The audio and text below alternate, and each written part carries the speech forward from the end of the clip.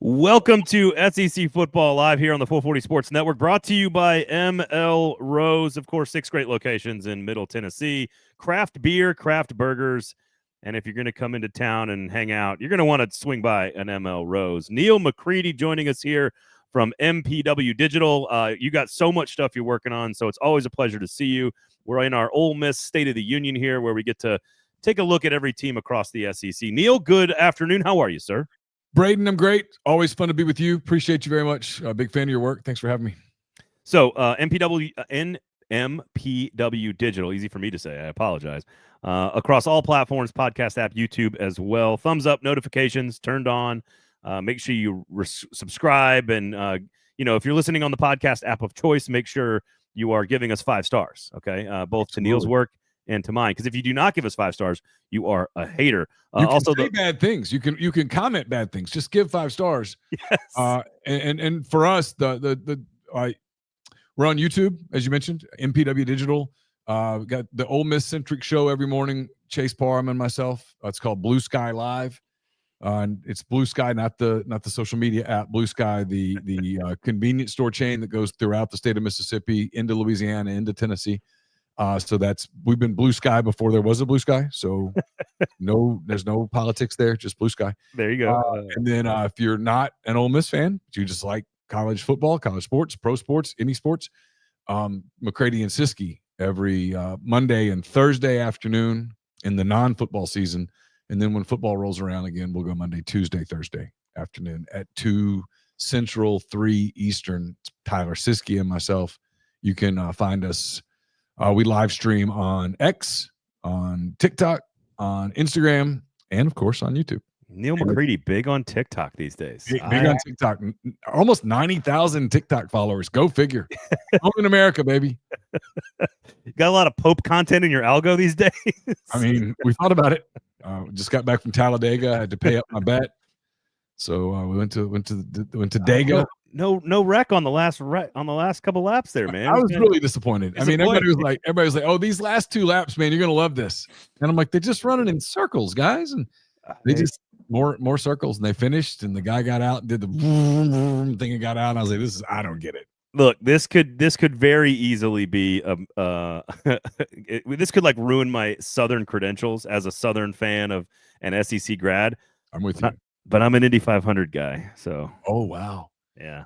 Well, I know this takes away a lot of my Southern credentials. I grew up in Louisiana. I've lived in Mississippi and Alabama, and now back in Mississippi. That doesn't get a lot more Southern than that. And I respect the NASCAR thing after watching it live, but it's not really my jam. So that was your first one.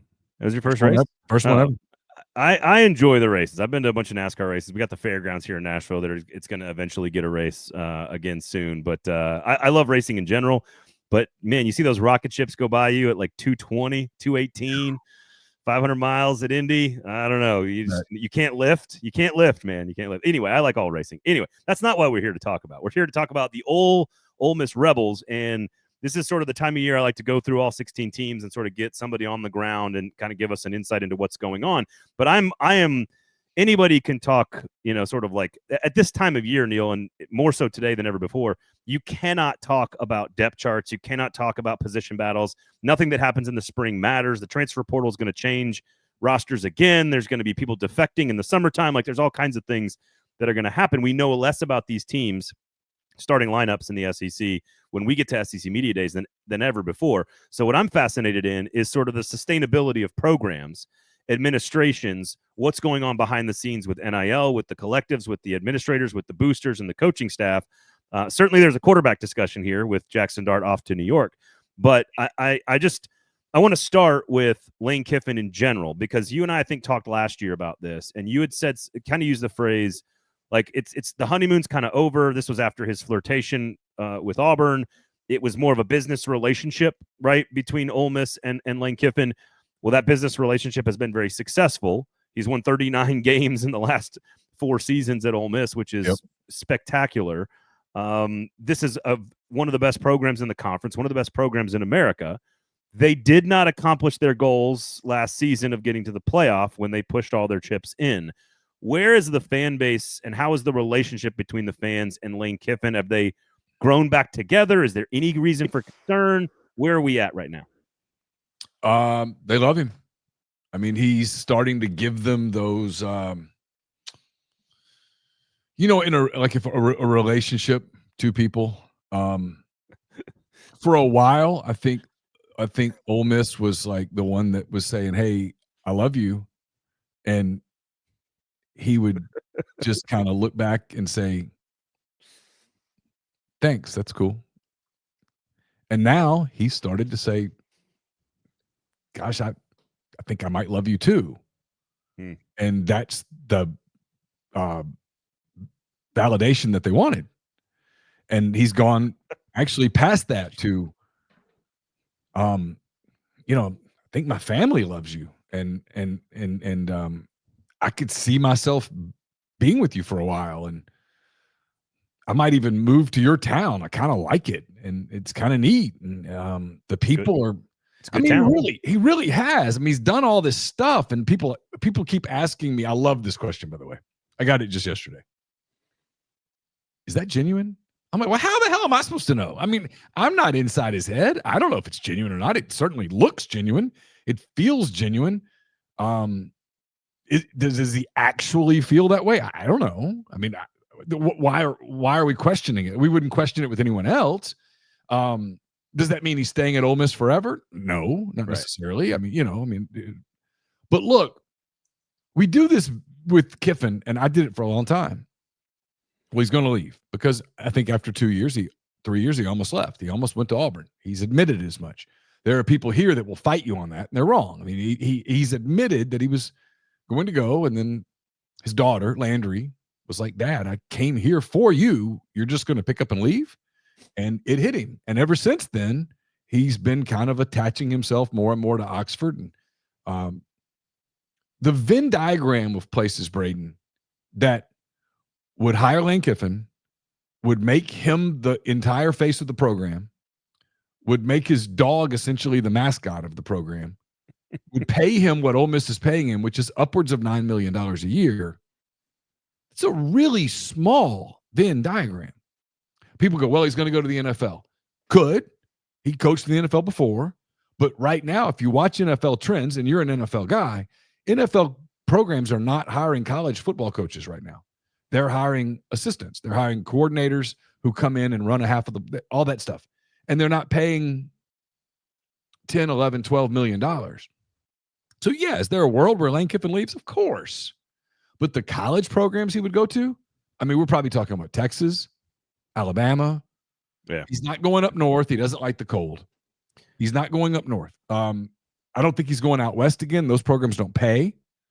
I mean, people did the Florida thing last year. Well, Billy's not going anywhere. I don't think he's going to an ACC school.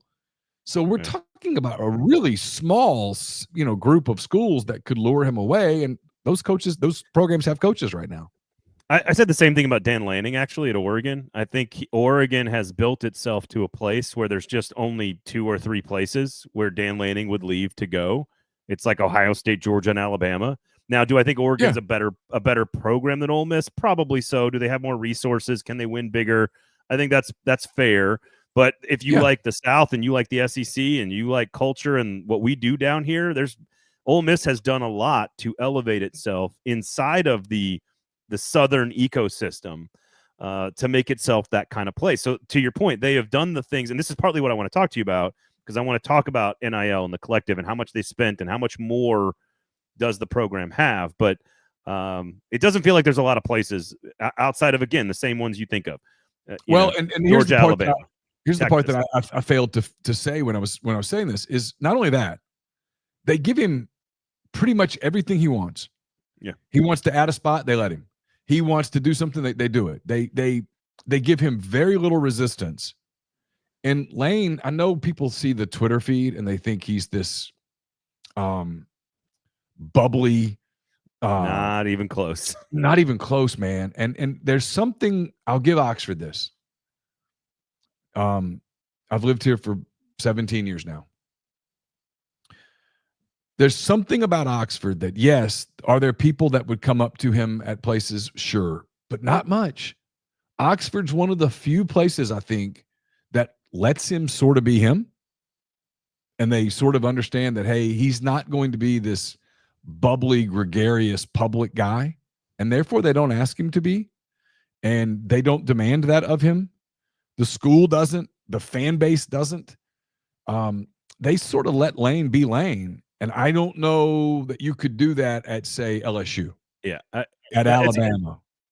That's a really interesting observation because I live in Nashville since 1997. I've been here for almost 30 years, and Nashville is very famously similar. And you see Nicole Kidman sitting at ML Rose, of course, because she loves good burgers and beers. Of course. You don't go talk to her. If I saw Robert Plant one time at a local Mexican restaurant he should have been at ML Rose, obviously. And like, it took everything in my power not to just be like, hey man, love your stuff. And even that little tiny thing that's not supposed to, like, you don't mess with people while they're eating in Nashville. It's just not something you do. And it's kind of very famous for leaving celebrities alone. Like, you see Jack White at a baseball game under an umbrella with like a harem. You don't mess with that. You just kind of let him be. And so, but like, that's the way it works. And it's funny knowing Oxford a little bit like I do, having visited a bunch and love it. Unlike you know it a lot more, but it does feel like that. I could see that in particular with a guy, and this is what I wanted to ask you, in particular with a guy who is so much more shy and closed off and private and sort of like, I don't want to say weird because a lot of people are like that. And it's not weird. He's just a different. All of his personality comes out on Twitter because he's not face to face with people, right? Yes. Which there's a lot of folks that are like that, and so it does kind of have this very weird fit where everything works together really well. I was going to ask you, do you think he's changed? You're going into year 6. He was flirting with the NFL. He was flirting with Auburn. I don't think that's the case. He's got different family situation today than he did 2 years ago. How much do you think he's actually changed? I mean, I think he's changed a lot. I mean, I think people do change, I mean, people say, men don't change after 40.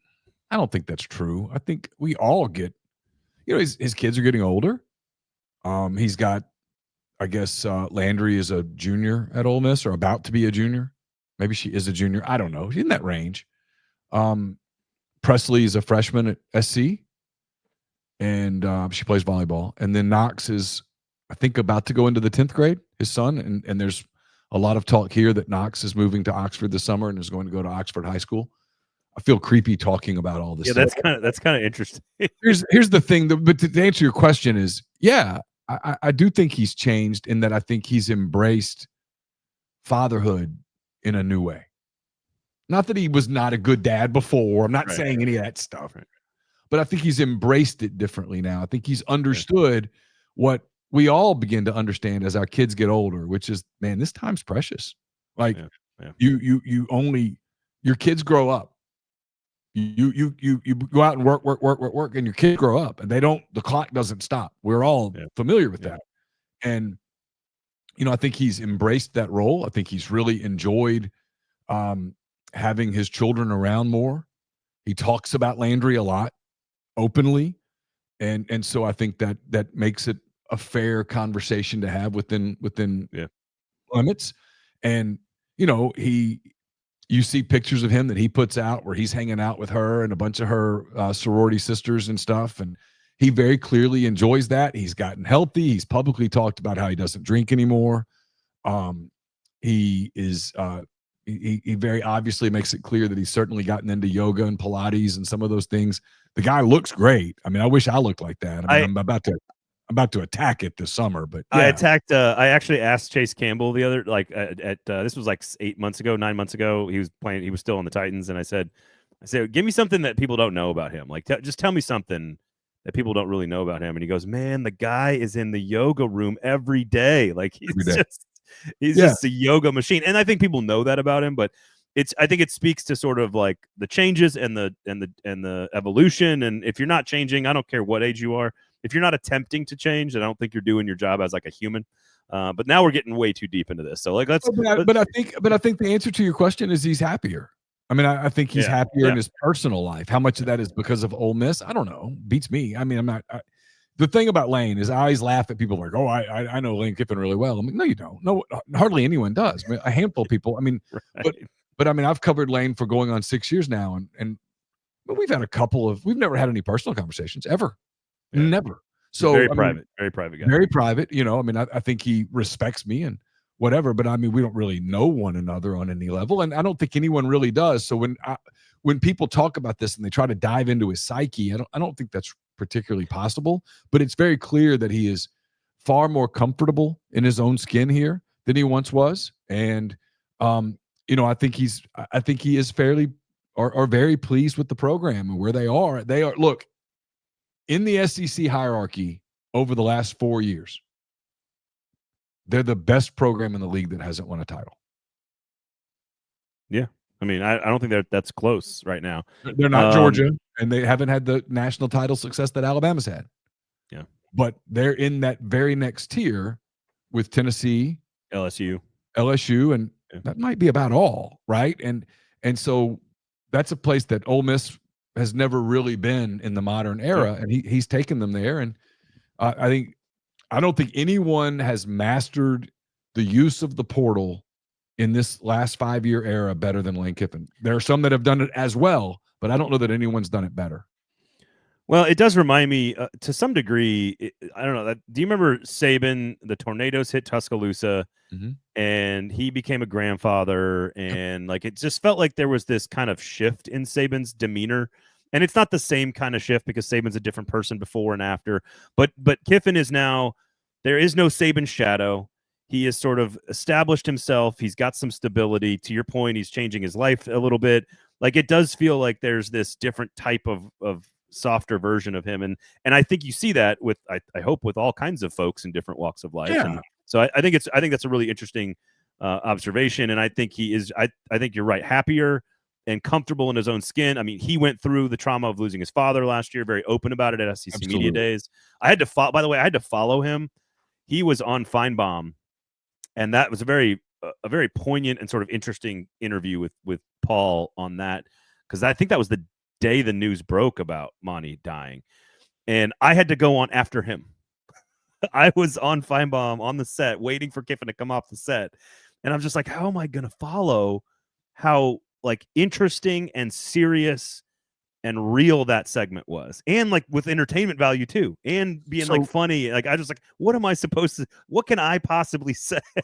I know you want to get to some other things, but I think you hit on something too. I think one of the things that happened in the aftermath of his father's passing that struck him I've observed this from, close and afar, but I mean, he hasn't talked about this, but you've sort of seen him reference this a little bit in some things. And I think I've talked to people who do know him a little bit, who say this, that in the immediate aftermath of his dad's passing, he got to realize how much people loved Monty Kiffin. Yeah. Not just because Monty Kiffin, the defensive coordinator, the defensive genius, it's football. At the end of the day, we make a lot of money on it. Great, good for us, whatever. But it is still a sport. What he was struck by was how many people were impacted on a personal level by Monty Kiffin over the course of his life. Their interactions with him as a player, as a fellow coach, as a fan. I know there was a moment, I think this was even before Monty died. I want to say it was Sam Pittman on the field in Oxford before the game when it was obvious that Monty was declining. And Sam talked about how when he was I think a high school player in Arkansas, Monty Kiffin came to the game as a college coach scouting players. And he came into their locker room after the game, and what a moment it was for young Sam Pittman. And I think stories like that really resonated with Lane in a way that I do think it softened him some. Yeah. To where he I think is more aware of, hey, sometimes there is a moment where you, in a position that he has, can impact someone's life in a positive way without really doing anything. A hospital visit, a phone call, anything. And I do think he's gotten more comfortable in that discomfort. I don't think those are things that come naturally to him, but they did come naturally to Monty, and Monty was very personable in that way. And I think Lane, in the wake of his father's passing, it seems to have made it a prerogative, maybe on a personal level, to grow in that area. Well, I do want to talk sort of NIL and portal and Austin Simmons and everything else, but I am fascinated by the psychology of leadership. I'm fascinated by like very few people have ever had to deal with the sort of the downward pressure of the spotlight and the fishbowl magnifying glass of all of this. Now, some of that's Kiffin's brought on himself, Sure. but very few people have had to deal with that sort of downward pressure from the outside in, like he has in a sport that is already filled with magnifying glasses. So yeah, there's much more attention on what Lane says and does than there is like Sam Pittman or Shane Beamer or even Josh Heupel and others. And you're right, he's done a lot of that to himself, but it's there. Yep. All right. So I want to ask you about like they go out and they get all these pieces in the portal last year to build this quote unquote all-star team. They're clearly pushing all their chips at the table for the first year of a 12-team playoff. You've got Jackson Dart, who, is off a first-round pick now, which is fascinating in and of itself. How sustainable, because it feels like they when you do the push the chips to the table thing, you're kind of putting all you're putting all of it on the table to say this is our chance. Yeah. And what I think athletic departments are learning is that this is a net, like for now, until the system changes, until the structure changes and roster management rules change, that this is never going to end. It's about retention. It's about going to get talent. It's about, it is constant every month of the year. You got to be looking for resources. Where is Ole Miss's resources and the structure behind the scenes? How sustainable is it what they've built? I mean, the answer to that for almost everyone is I don't know, but I'll take a stab at it. So, yeah, they did all the push the chips in last year. Some of that was a marketing campaign that I think Lane and some of the players, including Jackson Dart, sort of pushed more than like Ole Miss's quote marketing department, if you will. The whole last dance thing. I always thought it was sort of foolish. Because what if you don't win? I mean, the last dance was Michael Jordan and the last year with the Bulls when everyone knew it was the last dance. It was public. And at the end of that season, everyone went their separate ways. Everyone. This was going to be different. I'm like, you're still going to field a football team. And Lane, you're not going anywhere, right? And that was kind of a odd. But right. So is it sustainable? Yeah, I think it's sustainable. I think they've gone out. They've made themselves a popular destination at the top of the portal. That's clear.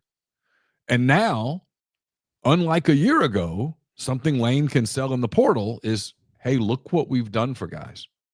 Yeah. Walter Nolan comes to Ole Miss with all these question marks around his character and his work ethic and his practice habits, and he goes 15th in the first round.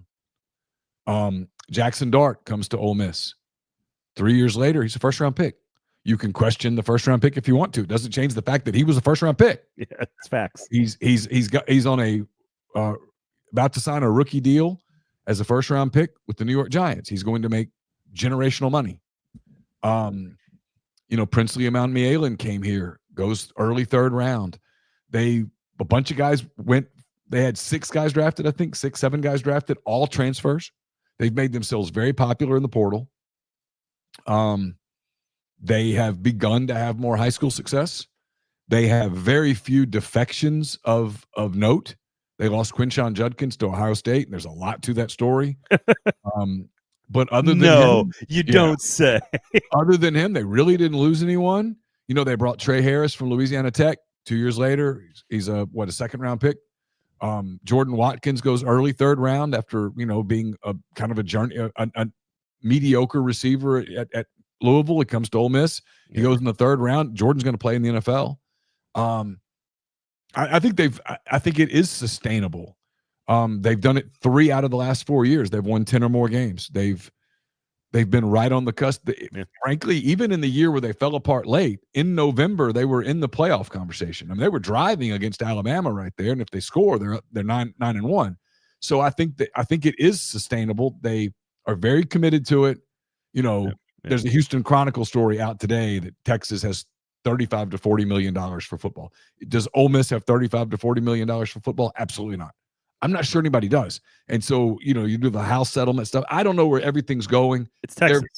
Here's the deal. The answer to your question is, how sustainable is it? I don't know. How committed are they to it? 100%.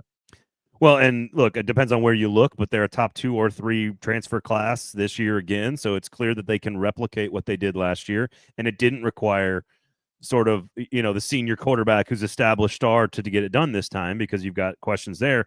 But when I was looking at the numbers, it does strike me because I did a deep dive last year on all the playoff teams and sort of how they transitioned their rosters through the portal, because a lot of it's about retention. Michigan 2 years ago, Ohio State this past year. But a lot of teams, what they're doing is they're losing about the same as they're gaining. Ole Miss, I think, plus 30 players in the portal, minus 28, I think.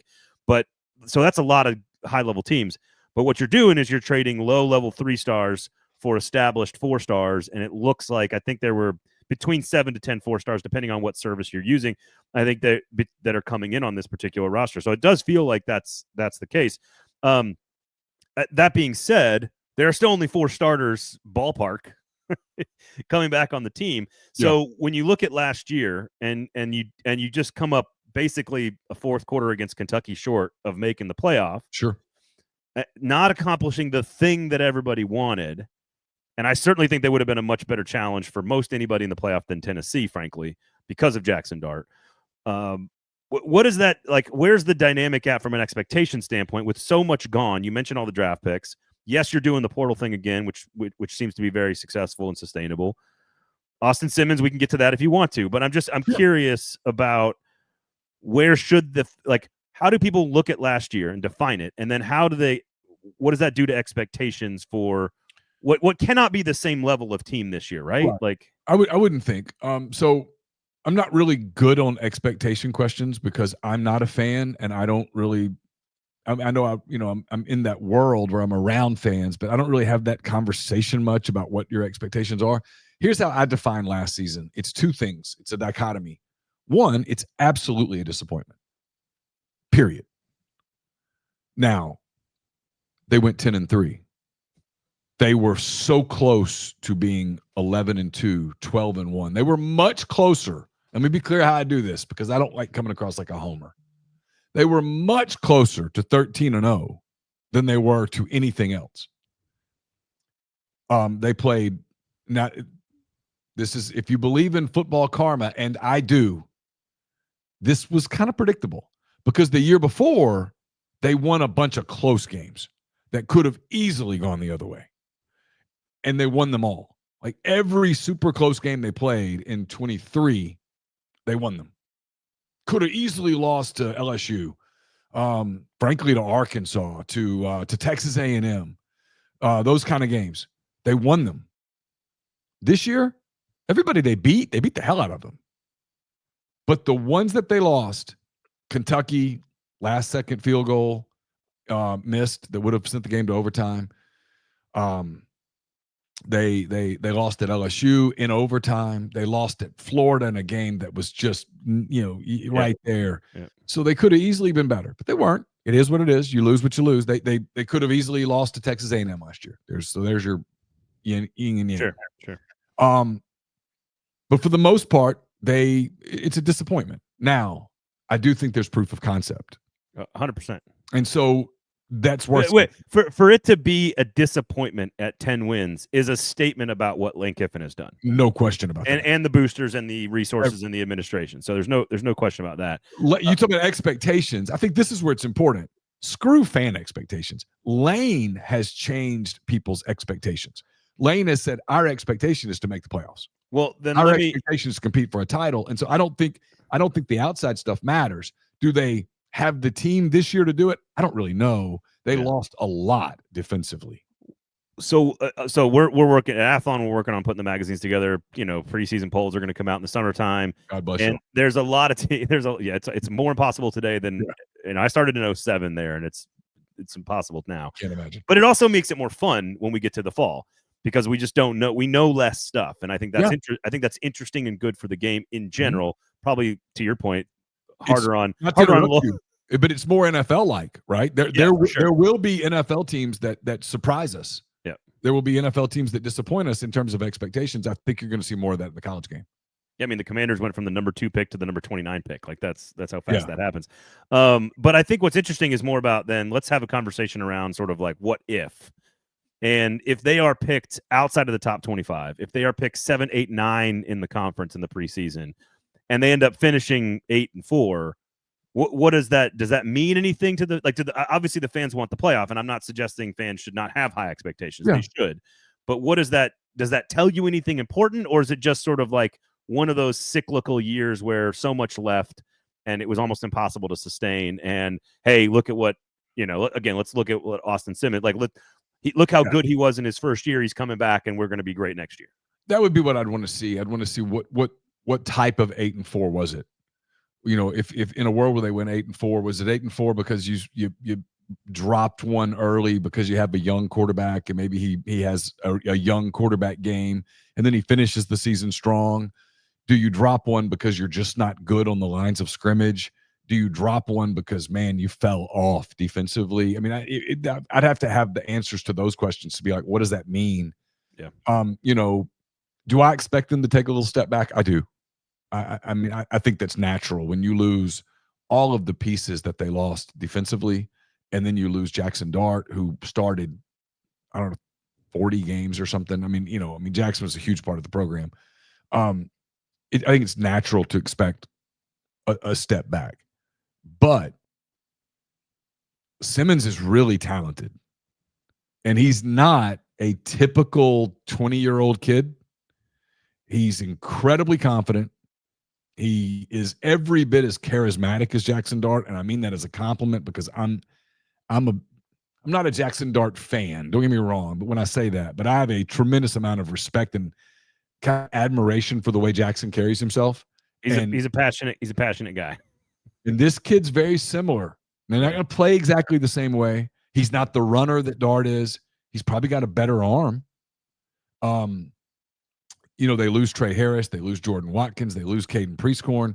They lose a lot of dudes, man, that were big parts of this program that you got to replace. But they brought some guys in that are super talented. Simmons is good. They've added some pieces up front. How fast those guys gel and stuff, I have no idea. We'll see.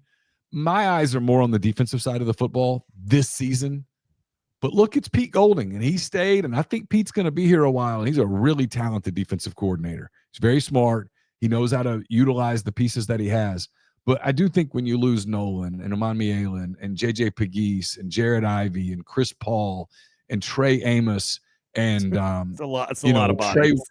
Trey, no one talks about Trey Washington, but Trey Washington played a ton of football for Ole Miss over the last 4 seasons.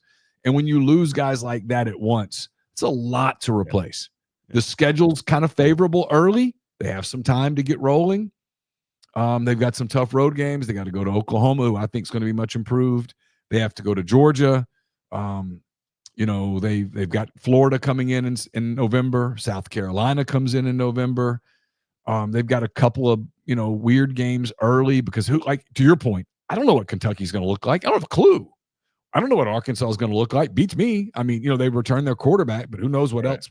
I don't know. I mean, if you told me Arkansas sucks, I'm like, yeah, I buy it. If you told me Kentucky sucks, I'm like, yeah, I buy it. On the flip side, in this era, if you went, hey, football gods drop down and go, either Kentucky or Arkansas is going to end up being kind of good. I go, okay, you can't fool me. They get LSU here in late September, LSU with a veteran quarterback and, all that stuff. I don't know, man. I mean, I think they're an 8 to 9 win team. But if you told me they won 10, I'm not stunned. If you told me they won 7, I'm not stunned. I don't know how we really do the win-loss prediction thing in April anymore. You mentioned Pete Golding. They went from 58th in the nation to 4th in the nation in yards per play defense. Charlie Weis Jr., of course, stays. The whole entire coaching staff is there. So my question is to wrap up here and let you go. Make sure you check out MPW Digital, the Blue Sky line. You got McCready and Siskey, the entire family of podcasts. And make sure you swing by ML Rose, of course, as well. One of those 6 great locations here in Middle Tennessee. Award-winning burgers and craft beer. And my wife says the best ranch dipping sauce in the city. So I trust her. She's an expert on this stuff. She likes her French fries. And so the stability is my last question here because there's stability on the coaching staff. There's now stability with Lane himself. And it sounds like there's stability from a resource standpoint around the program, from a commitment level. You can chime in about the athletic department here because what a conversation I've had recently that I'm kind of stuck in my head with somebody behind the scenes is that players win plays, coaches win games, and athletic directors win championships. And I think that's an interesting way to look at the power structure in each organization in the SEC. And Georgia, incredibly stable. Tennessee now has an incredibly stable athletic department. I think Alabama's with Greg Byrne has been there. A&M's been in flux. It's been up and down. Florida's kind of been in flux. Where is the rest of the athletic department, the coaching staff? How much stability is there, and how much does that help in a year where the roster is less stable? It's a great question, and I think I have the answer to it. I think early in the Kiffin tenure, when you looked, DJ Jerkin left, Jeff Lebby left, people were bailing on Lane Kiffin fast. Now they're not. Pretty much everybody stayed. He's maintained his whole staff. I think he's become a better boss. I think he's become better in time management.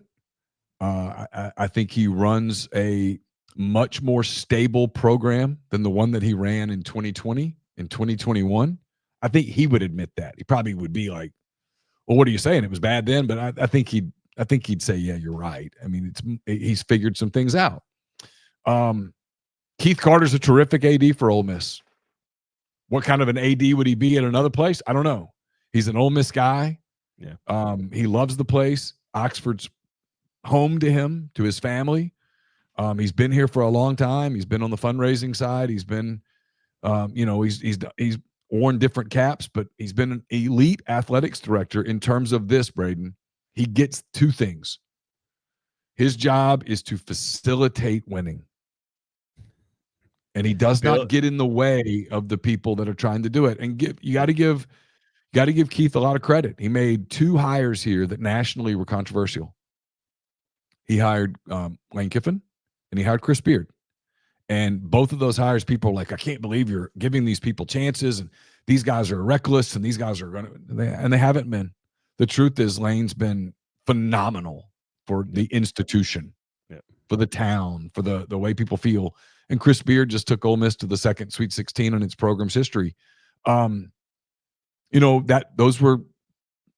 were both hires that there would have been easy for Keith not to make. Easy decisions. Yeah. If Keith could have, back then could have just gone to Appalachian State and hired Eli Drinkwitz, would have been much easier than hiring Lane Kiffin from all the stuff. And so I think there's a ton of stability. I do. Look, does Ole Miss, is it ever going to have the resources that Texas has? No. Zero. No. That Georgia has? No. And when people try to act like, oh, yeah, well, they're going to be – no, you're not. You're going to have to always figure out a way to climb that mountain differently. Yeah. But have they positioned themselves to be a perennial contender? I think they have. And in this league, the margin between being a contender and a winner is pretty thin, and the margin between being a contender and middle of the pack is super thin. And so, is it possible that they slip? Sure. But if you told me that this year, again, that they went 10-2 and made the playoff, I'm not blown away, because they have figured out how to build the infrastructure program-wise, roster-wise, to remain competitive. Neal McCready, everybody. Lane Kiffin continues to be one of the most fascinating humans in all of sports, no matter what he's doing. And you are one of the most fascinating people I ever have on this show. So thank you for coming on and hanging out with us, man. We do appreciate it. Other than that, make sure you check out ML Rose and check out all of Neal's stuff. Neal, thank you so much, man. I do appreciate it. Always good to be with you. Thank you for having me.